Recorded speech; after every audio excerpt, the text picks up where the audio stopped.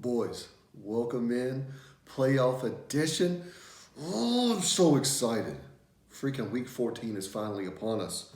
I'm breaking down one of our matchups this week because I had to recuse myself from the other one because that's the one where Dean and I will battle it out for the third time this season. I'm going to let Jason handle that one. We'll see what his sultry tones and analytical, sharp mind have to come up with. And I say that with air quotes.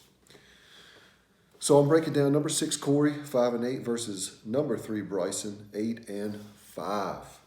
So just a couple of things here. Bryson has a massive advantage at quarterback and tight end. Patrick Mahomes and Travis Kelce are the number one option at their respective positions. So he's got quite a hill to climb as far as that goes.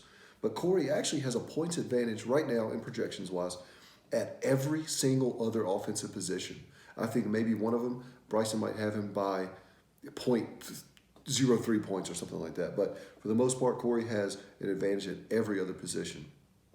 So that means Bryson's going to be sweating that Kansas City and Miami game because he has to have huge games from Mahomes and Kelce. Like there's no other way that Bryson wins unless Mahomes and Kelce continue to do what they've done. And I would say the odds are pretty good that they do that. But crazy things have happened in the past.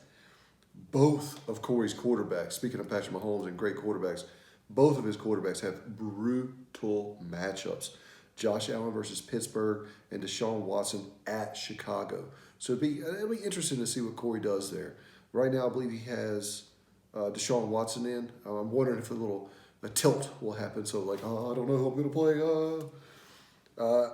We have a tale of two teams going in opposite directions. One's up, one's down. Corey's actually riding a 4-game losing streak where he is averaging 138.9 points scored. And Bryson has won 3 of his last 4. He's averaging 154.77 points in those 4 games. So does momentum mean anything in the playoffs? I mean, the fantasy football playoffs are literally you win and you move on, you lose, and you're done. I personally don't think momentum has much to do with anything. I do think total points scored does. Corey has some really bad matchups at a key position. We all know quarterbacks in this league matter more than pretty much anything else. It'll be interesting to see if Corey's position players, other than the quarterback and the tight end, can actually make this a competitive game. But for me, my money, as much as I hate to freaking say it, it's on Bryson. But I'm going to be rooting for my brother, for my real mother, and I'm gonna be rooting for Corey.